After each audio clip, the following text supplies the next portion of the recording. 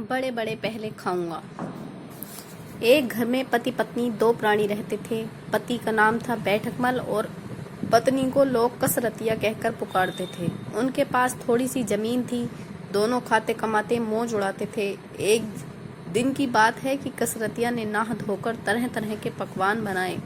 बैठकमल खेत जोतने गए थे। दोपहर के बाद घर पहुंचे तो नाना प्रकार के पकवानों की खुशबू उनकी नाक में पहुंची। आह, आज तो मजा आ जाएगा सोचकर स्नान ध्यान किया और कसरतिया से खाने की मांग की। देर तक कसरतिया ने कुछ सुना ही नहीं। बैठकमल को मूंछों पर ताप देते हुए काफी समय इंतजार करना पड़ा। बोले, अरे अब कितनी देर है, यहाँ तो भूख के मारे पेट पिचका जा रहा है। कसरतिया तुनक कर बोली, तुम्हें तो बच्चों की तरह पेट को पीटने की आदत हो गई है। देखते नहीं पूजा कर रही हूँ। बैठकमल झल्ला उठा। बोला, पेट पीटने की बात करती हो? मालूम नहीं कितना काम करके आया हूँ। इतनी देर तुम्हें हल जोतना पड़े तो पता चले। क्या पता चलेगा? कसरतिया उछल पड़ी। सुबह 4 बजे से चक्की पीसने बैठती हूँ, उसके बाद घर के दूसरे काम करने पड़ते हैं। घर पर रहकर तुम्हें यह सब करना पड़े तो दूसरे दिन भागते नजर आओगे। बैठकमल बोला, अरे चक्की पीसती हो तो कौन सा तीर मारती हो? जरा भर आटा पीसती हो, जबकि यहाँ हल की नोक से 10-10 बीघा जमीन को उलटना पड़ता है। इस बार कसरतिया को हार माननी पड़ी। बोली, मर्द जात हो ना मानोगे नहीं। चलो मैं हारी और तुम जीते। बैठकमल बोला, ठीक है, अब लाओ जल्दी खाना दो। कसरतिया ने थाली में खाना रखा ही था कि बैठकमल जी उस पर टूट पड़े। खीर, पूरियां और तरह तरह के पकवानों पर हाथ साफ करने लगे। बाद मालपुए का नंबर आया। बैठकमल बड़े बड़े मालपुए चुनकर खाने लगा। अभी वह 2-4 ही खा सका था। कसरतिया ने थाली खींच ली। बोली, बड़े बड़े कल काम आएंगे, आज तुम छोटे छोटे खा लो। वाह, ये कैसे हो सकता है? मैं तो बड़े बड़े ही पहले खाऊंगा। कसरतिया तुनक उठी और बोली, फिर वही बच्चों वाली जिद।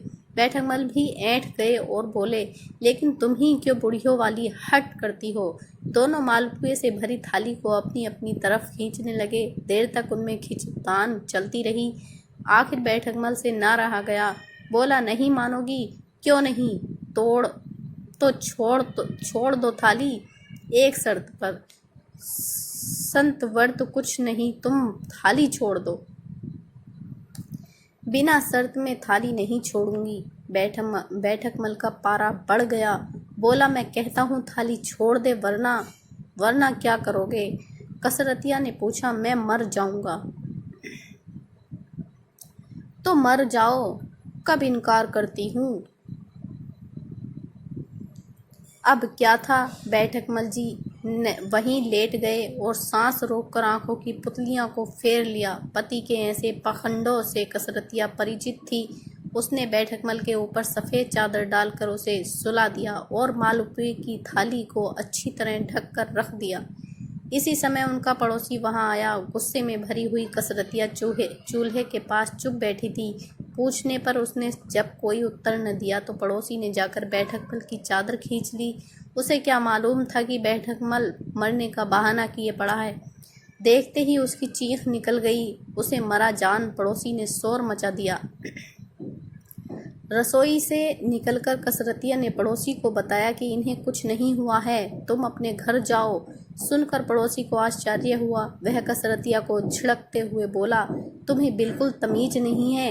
आदमी मरा पड़ा है और तुम कहती हो कि कुछ नहीं हुआ। इतने में सारा मोहल्ला जमा हो गया। कुछ ही देर के अंदर बैठकमल के मरने की खबर दूर दूर फैल गई। बेचारी कसरतिया परेशान हो गई। वह जब तक लोगों को समझाती कि बैठकमल पाखंड किए हुए है, लोग उसे उल्टे दुत्कार देते।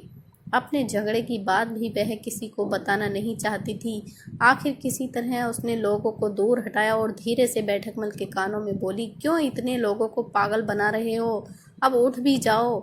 पहले तू अपनी हर छोड़ दे। हट छोड़ दे, बैठकमल चुपके से बोला। किंतु कसरतिया कब हार मानने वाली थी। उसने हाथ जोड़कर लोगों से कहा कि बैठकमल को कुछ नहीं हुआ है, आप लोग जाइए, इन्हें देख लूंगी। गांव वाले भला कैसे मानते। बोले, घर में मुर्दा पड़ा है और तू हमें जाने को कह रही है। अगर इसका दाह संस्कार नहीं होगा तो यह भूत बनकर सारे गांव को परेशान करेगा। इससे अच्छा है कि मुर्दे को जल्दी घर से बाहर निकाला जाए। बैठकमल को अर्थी तैयार कर ली गई। कसरतिया ने बहुत समझाया पर उसकी कौन सुनता। गांव के लोग अर्थी उठाकर शमशान की ओर ले चले। पूरा का पूरा गांव, औरत मर्द बच्चे बड़े और उनके साथ कसरतिया भी शमशान पहुंच गई। अब कसरतिया को चिंता हो आई। सोचा कि कहीं बैठकमल को जिंदा ही फेंक दिया तो अनर्थ हो जाएगा। वह लोगों से बोली कि एक बार मुझे अपने पति के दर्शन कर लेने दो। लोग कसरतिया को पागल ही समझ रहे थे। बैठकमल की चिता तैयार की गई। अर्थी को चिता पर रख उन्होंने कसरतिया से अंतिम दर्शन करने को कहा।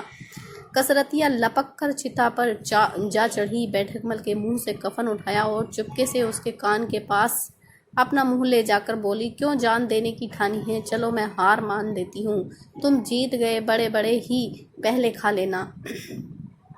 सुनकर बैठकमल ने आंख खोल ली। वह चिता पर उठकर बैठ गया। देखते ही देखते उसने अपने को बड़े बड़े पहले खाऊंगा, छोटे छोटे पीछे। सुनकर तो लोगों में भगदड़ मच गई। सभी को लगा बैठकमल भूत बन गया है, वह सबको खा जाना चाहता है। गांव के बूढ़े बच्चे, औरत मर्द सभी अपनी जान बचाते भाग निकले। देखते देखते मैदान खाली हो गया, किंतु बैठकमल को किसी की परवाह न थी। वह उसी तरह उछलता कूदता छलांगे मारता हुआ गांव में आ पहुंचा। उसे गांव में आया देख लोग अपने अपने घरों के अंदर दुबक गए। बड़े बड़े पहले खा जाऊं, छोटे छोटे पीछे कहता हुआ वह अपने घर में घुसा और मालपुओं पर टूट पड़ा। देखते देखते उसने परात खाली कर दी। अगले दिन गांव के लोगों को जब उनकी इस शरारत का पता चला तो उन्होंने मिलकर कसरतिया और बैठकमल की खूब पिटाई की और उन्हें गांव से बाहर निकाल दिया। दोस्तों, बड़े बड़े पहले खाऊंगा पति पत्नी की हास्य कहानी हिंदी कहानी को पढ़ने के लिए धन्यवाद। आपको ये कहानी कैसी लगी नीचे कमेंट करके हमें ज़रूर बताइएगा। अगर आपको ये कहानी पसंद आई हो तो अपने दोस्तों के साथ ज़रूर शेयर करें और ऐसी ही प्यारी कहानियाँ सुनने के लिए हमारे YouTube चैनल से जुड़ें।